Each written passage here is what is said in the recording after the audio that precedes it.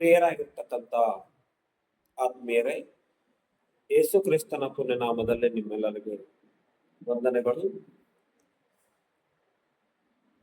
ಈ ದಿನ ನಾವು ಪ್ರತಿದಿನ ಕೂಡ ಅನೇಕ ವಿಷಯಗಳನ್ನು ಮಾತಾಡ್ಕೊಳ್ತಾ ಇದ್ದೀವಿ.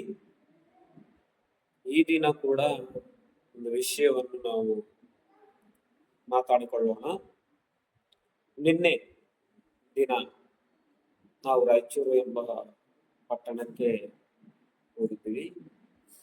ಒಂದು ವಿಷಯನ್ನ ಅಲ್ಲಿ ಡಿಸ್ಕಷನ್ ಮಾಡಿದ್ವಿ. ಆ ವಿಷಯ ಯಾವುದು ಅಂದರೆ, ಅಲ್ಲಿರ್ತಕ್ಕಂಥ ಸಹೋದರರು ಅವರ ವಾದನ ಏನು ಅಂದ್ರೆ, ಯೇಸು ಕ್ರಿಸ್ತನು ದೇವರು ಅಲ್ಲ ಅಂತ. ನಮ್ಮ ವಾದನ ಏನು ಅಂದ್ರೆ, ಯೇಸು ಕ್ರಿಸ್ತನು ಕೂಡ ದೇವರು, ತಂದೆ ಆಗಿರುವಂತ ದೇವರು ಕೂಡ ದೇವರು.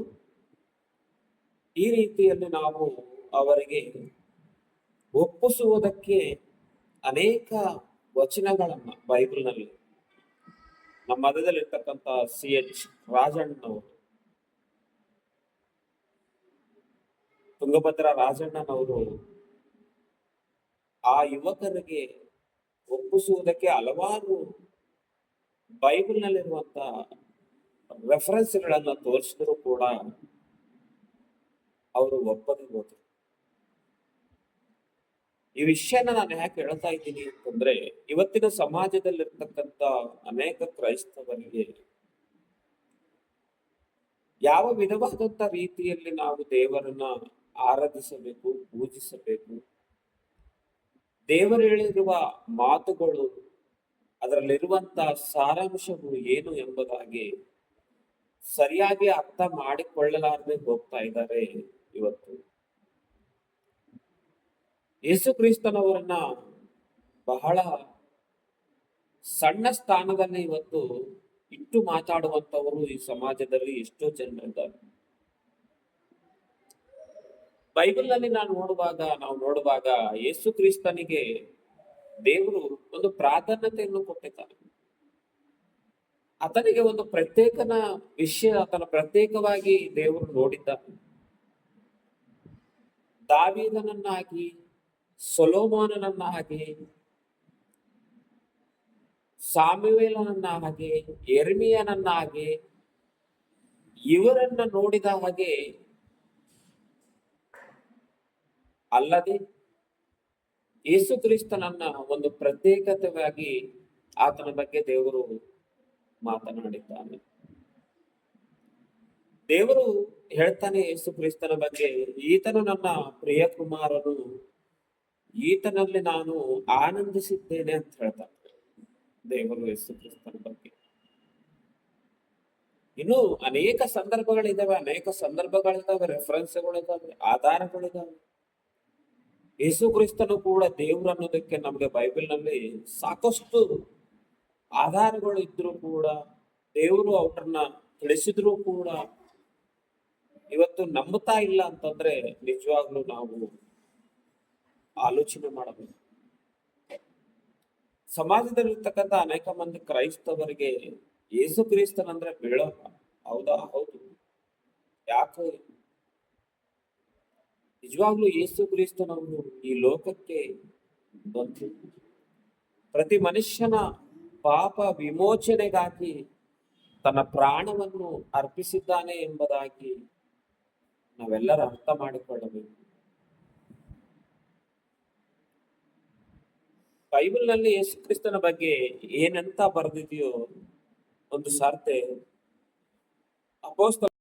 ಅಪೋಸ್ತಲನಾಗಿರ್ತಕ್ಕಂಥ ಪೌಲನವರು ಫಿಲಿಪ್ಪಿದವರಿಗೆ ಬರೆದ ಪತ್ರಿಕೆಯಲ್ಲಿ 2ನೇ ಅಧ್ಯಾಯ ಒಂದು ಸಾರ್ತೆ ನಾವು ನೋಡಿಕೊಳ್ಳೋಣ ಪ್ರೇರೆ.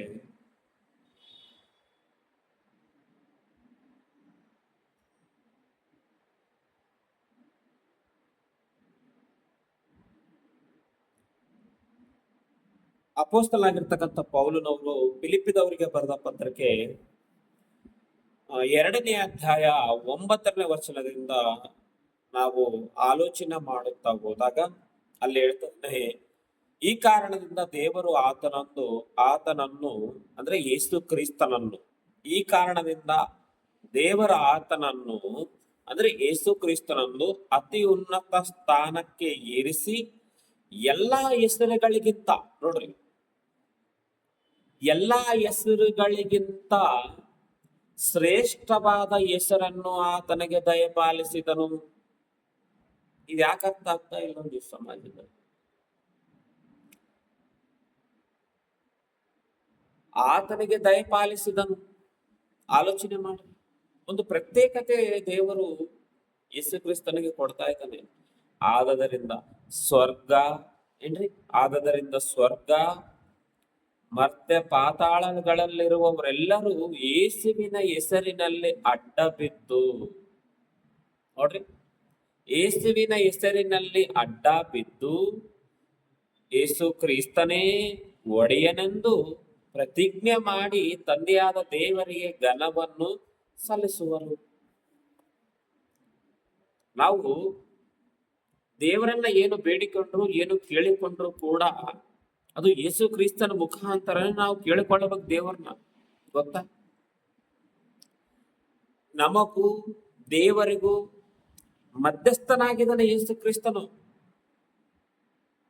ಮಧ್ಯಸ್ಥನಾಗಿ ಇವತ್ತು ನಮ್ಮ ಮಧ್ಯದಲ್ಲಿ ಯೇಸು ಕ್ರಿಸ್ತನೇ ಇರ್ಬೇಕಾದ್ರೆ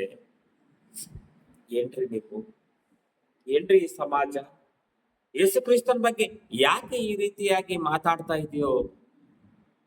ದೇವರೇ ಅವರಿಗೆ ಉತ್ತರ ಕೊಡಬೇಕು. ದೇವರೇ ಅವರ ಮನಸ್ಸನ್ನ ಬದಲಾಯಿಸಬೇಕು. ನಾವು ದೇವರಿಗೆ ಉತ್ತರ ಹೇಳುವುದಕ್ಕೆ ನಿಜಕ್ಕೂ ನಾವು ಅರ್ಹರಲ್ಲ. ದೇವರು ಏನು ಹೇಳಿದನೋ ಅದನ್ನು ನಾವು ಕೇಳಬೇಕಷ್ಟೇ.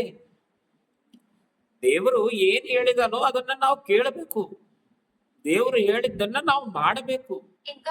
ಅದೇ ದೇವರ